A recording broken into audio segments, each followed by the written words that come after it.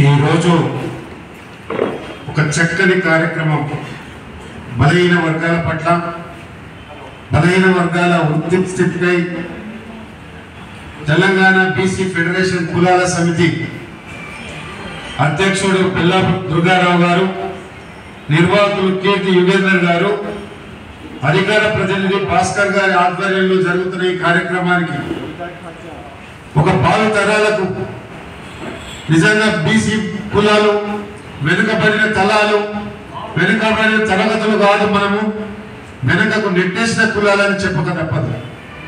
గత 50 నుంచి 60 సంవత్సరాలుగా బీసీ కులాలలో ఉన్న మొత్తం అగ్ర కులాల చేతిలో అంచబడి వెనుకకు నెట్టేసినవే తప్ప మనం వెనుకబడలేదు.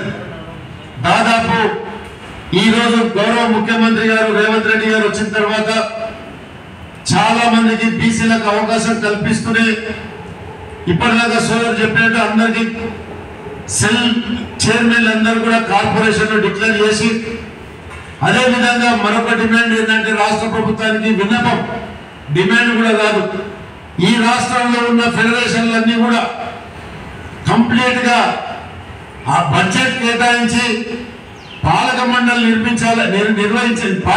నిర్మించాలని వారికి సందర్భంగా విన్నవించుకుంటూ, అదేవిధంగా మరి బీసీల పట్ల వాళ్ళు చిత్తశుద్ధి కానీ దాదాపు బడ్జెట్ లో మరి 9,200 కోట్లు బడ్జెట్ రిలీజ్ చేయడం, మరి మన బీసీల పట్ల రాష్ట్ర ప్రభుత్వానికి ఉన్న చిత్తశుద్ధిని మనం చాలా గౌరవించవలసిన అవసరం ఉంది.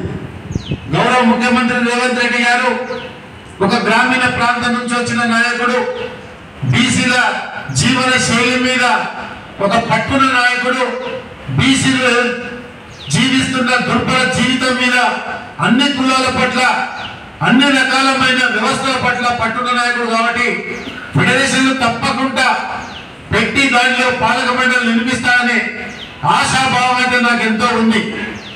అదేవిధంగా కేంద్ర ప్రభుత్వం చేయలేని ఒక మంచి పని ఇలా రాష్ట్ర ప్రభుత్వం చేసింది.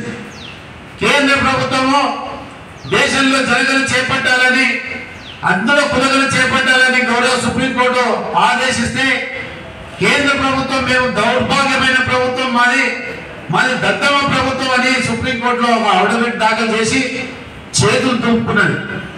అదేవిధంగా జోడో యాత్రలో రాహుల్ గాంధీ గారు ప్రత్యేకంగా ఈ యొక్క అంశాన్ని లేవనెత్తారు. అదేవిధంగా మన పార్లమెంట్ లో కూడా మేము ఖచ్చితంగా జనగణన చేపట్టి దానిలో కులగన చేపడుతున్నారు. మనందరం హర్షించాలి ఈరోజు రాహుల్ గాంధీ గారి విషయం పట్ల.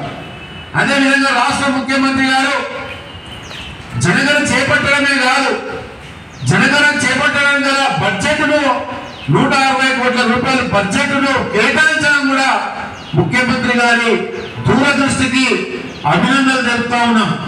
అందుకొరకే మనం బీసీలందరూ కూడా సంఘటితంగా పోరాడవలసిన అవసరం ఉంది. పోరాడితే పోయేది ఏమీ లేదు, బానిస సంఖ్యలు తప్ప. పోరాడకపోతే మనకు తెచ్చేది ఎవడు కూడా లేదని సందర్భంగా మనం చేస్తాం. ఈ కార్యక్రమాన్ని ఇంత చక్కగా ఫెడరేషన్ల వారీగా జిల్లా స్థాయి నుంచి ఇలా పనిగట్టుకొని ప్రతికూల వాతావరణం కూడా ఇలా బస్కీర్ పాక్ ప్రెస్ క్లబ్ ఒక ఫోన్ కాల్ చేసి మేమందరం వచ్చినామంటే మనలోని ఐక్యతను ఒకసారి మనం అందరం కూడా ఆలోచించవలసిన అవసరం ఉంది. అందువల్లే రాష్ట్ర ప్రభుత్వాన్ని మేము విన్నవించుకుంటూనే బీసీ తెలంగాణ ఫెడరేషన్ ద్వారా అదేవిధంగా కేంద్ర ప్రభుత్వాన్ని కూడా 2 అంశాలు నేను డిమాండ్ చేస్తా ఉన్నాను. కేంద్ర ప్రభుత్వంలోని మంత్రిత్వ శాఖ, బీసీ మంత్రిత్వ శాఖ ఎందుకు పెట్టాలని సందర్భంగా నేను మనవి చేస్తా ఉన్నాను. అదేవిధంగా కేంద్ర ప్రభుత్వం జనగణన చేపట్టి కులగణన చేపట్టవలసిన ఆవశ్యకత గురించి ఎందుకు ఆలోచిస్తలేదని సందర్భంగా మనవి చేస్తాను.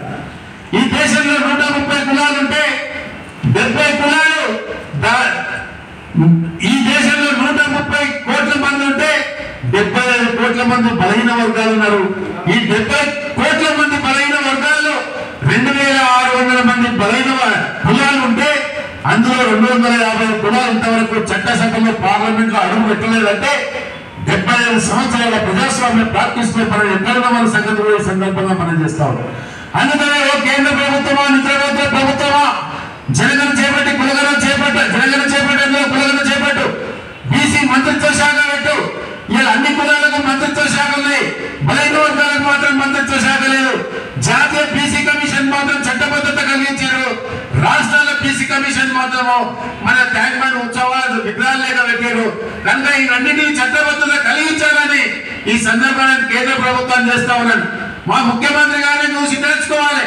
నిన్న శాసనసభలో 2 శాసనసభలో జాబ్ క్యాలెండర్ చట్టబద్ధత చేసి ఈ రాష్ట్రాన్ని నిరుద్యోగం లేని రాష్ట్రంగా తీర్చిదిద్దాలని కంకణం కట్టుకున్న ముఖ్యమంత్రి గారిని చూసి నేర్చుకోవాలని కేంద్ర ప్రభుత్వం మరొకసారి డిమాండ్ చేస్తున్నా. మొత్తం ఇంకా చాలా మంది మాట్లాడే వాళ్ళు ఉన్నారు కాబట్టి ఇంకా బీసీల పట్ల ఇంకా నాకు ఎన్నో విషయాలు మీతో పంచుకోవాలని షేర్ చేసుకోవాలని ఉంది కాబట్టి మరొకసారి దుర్గారావు గారి నాయకత్వంలో పెద్ద ఎత్తున సభ జరిగినప్పుడు మిగతా విషయాలు చెప్తా. ఇప్పటికైతే రేవంత్ రెడ్డి గారి కృతజ్ఞతలు అభినందనలు తెలియజేస్తూ అదేవిధంగా ఫెడరేషన్ ఒకసారి మీరు కలుసుకుంటే అది అయిపోతుంది. ఫెడరేషన్లకు పాలక మండలి నిర్మించాలి.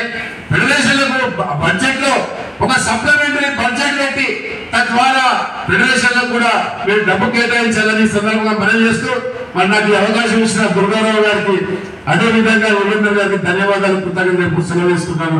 జై బీసీ, జై బీసీ.